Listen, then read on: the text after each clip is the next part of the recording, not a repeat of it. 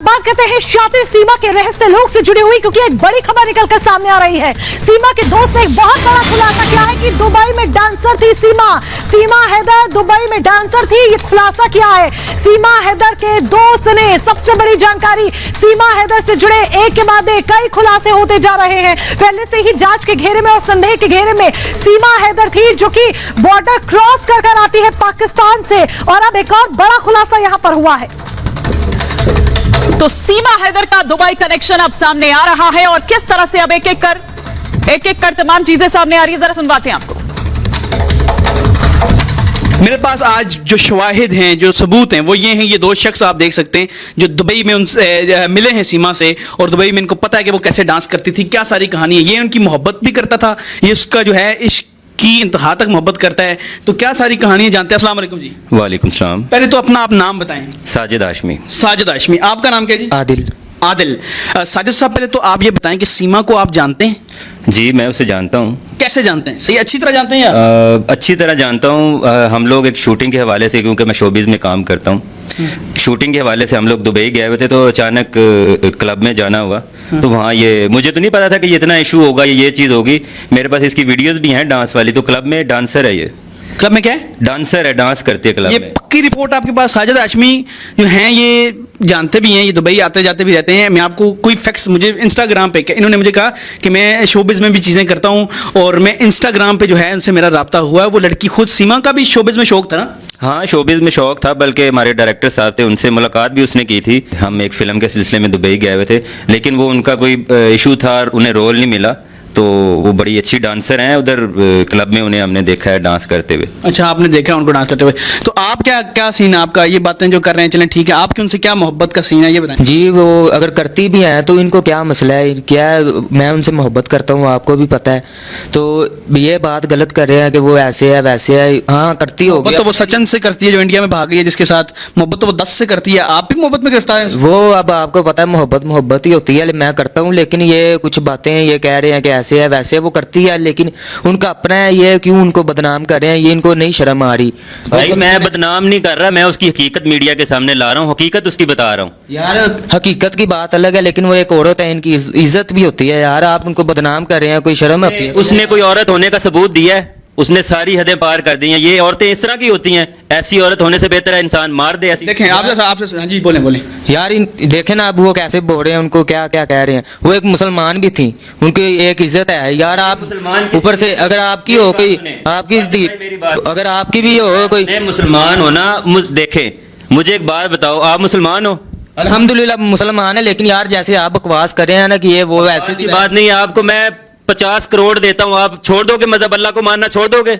ये बात नहीं है। बात वो ना, कितने भी पैसे दे, कोई मुसलमान अल्लाह को मानना नहीं छोड़ता। ये किस तरह की मुसलमान है जो हिंदू हो गई है?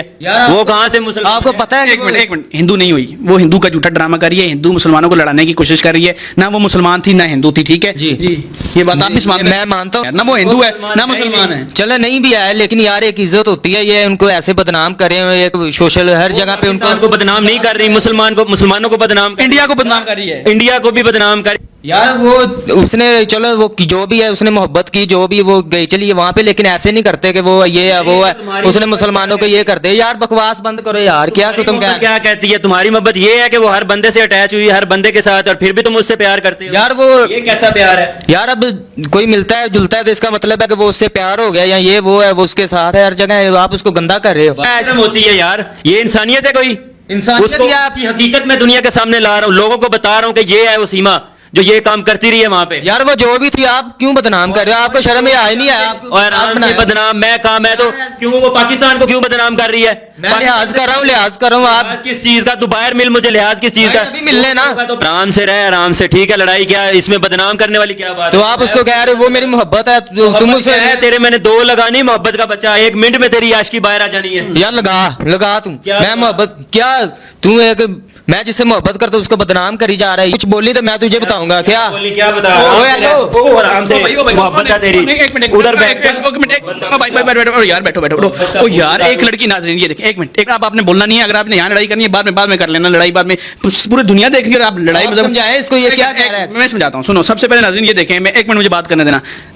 ये जानने देखें, इन दोनों को बुलाया, यही आपस में उससे लड़ गए, तो देखो कितनी खतरनाक औरत है मैं वो। उसकी हकीकत सिर्फ दुनिया को एक मिनट यार, दिक्कत तो होगी, तुम्हें क्या मसला एक है? मिनट में पाकिस्तानी मीडिया के हवाले से ये पूरा इंटरव्यू हम आपको यहां पर दिखा रहे थे कि किस तरह से आपस में वो लड़ पड़े, लेकिन अब जो नए कनेक्शन है वो दरअसल निकलकर सामने आ रखे हैं। हमारे 3 सहयोगी इस वक्त हमारे साथ जुड़े हुए हैं। जतिन इस वक्त हमारे साथ जुड़े हुए हैं एटीएस दफ्तर के बाहर से, और साथ ही साथ हमारे सहयोगी विवेक शुक्ला भी हैं और गायत्री भी हमारे साथ जुड़ी हुई है। लेकिन सबसे पहले जतिन का मैं यहां पर रुख करती हूं, क्योंकि जतिन, दुबई कनेक्शन से लेकर तमाम खबरें आ रही है, लेकिन इस वक्त एक बड़ी खबर आ रही है मोनिका।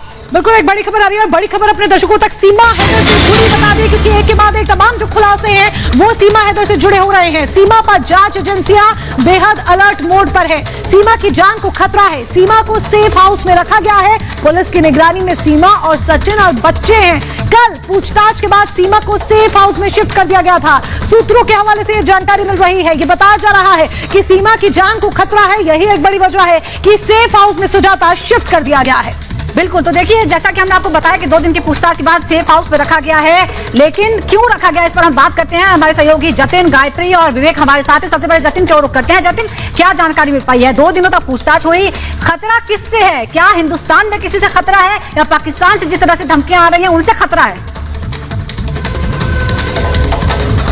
आज बिल्कुल 2 दिन जब पूछताछ हुई, 2 दिन के 18 घंटों की पूछताछ में कई चौंकाने वाले खुलासे हुए। उसमें आईएसआई से सीमा के लिंक, किस तरीके से वो भारत आई, नेपाल में किन लोगों से सीमा ने मदद ली, तमाम ऐसी जो चीजें हैं वो जांच के बाद सामने आई। और यही वजह है कि सीमा को लेकर अब एजेंसियां अलर्ट हो गई है, क्योंकि लगातार इनपुट मिल रहा है। एटीएस को क्यों उतरना पड़ा? एटीएस को इसलिए उतरना पड़ा क्योंकि आईबी का इनपुट था। आईबी लगातार इनपुट दे रही थी कि किस तरीके से ह्यूमन ट्रैफिकिंग के नाम पर जो कुछ लोग हैं वो भारत में दाखिल हो सकते हैं, और कई ऐसी स्क्रीनशॉट भी सामने आए थे, जिसके बाद एटीएस को इसमें उतरना पड़ा। और यही वजह है कि सीमा को लेकर अब थ्रेट जिस तरीके से बढ़ रहा है, यही इसी कारण से सीमा को अब सेफ हाउस में शिफ्ट किया गया है। सीमा को एटीएस की निगरानी में ही रखा गया है, पुलिस का घेरा उसके पास बनाया गया है। और आपको बता दूं कि जिस सेफ हाउस में सीमा को रखा गया है, सीमा के साथ सचिन वहां पर मौजूद है, और सीमा के जो बच्चे हैं वो भी उनके साथ मौजूद। हालांकि सोर्सेज का यह भी कहना है कि कुछ देर बाद उनको सेफ हाउस से निकाला जाएगा और एटीएस पूछताछ कर सकती है। आज शाम को पूछताछ होने की बात भी इसमें सामने आ रही है, लेकिन जिस तरीके से थ्रेट बढ़ रहा है उसको देखते हुए अब एटीएस अलर्ट मोड पर है। साथ ही जो पैरेलल एजेंसीज है वो भी इस केस पर काम कर रही है। नेपाल बॉर्डर पर इसको लेकर काम किया जा रहा है, किस तरीके से सीमा नेपाल के बॉर्डर में दाखिल होती है। क्या कोई शख्स है जिसने सीमा का मेकओवर किया, उसके बच्चों को साधारण दिखाने की कोशिश कर, उसके बाद बेहद शातिराना तरीके से भारत में दाखिल कर लिया गया? क्योंकि सीमा ने अपने स्टेटमेंट में साफ तौर पर कहा था कि सुरक्षा एजेंसियों ने उससे पूछा था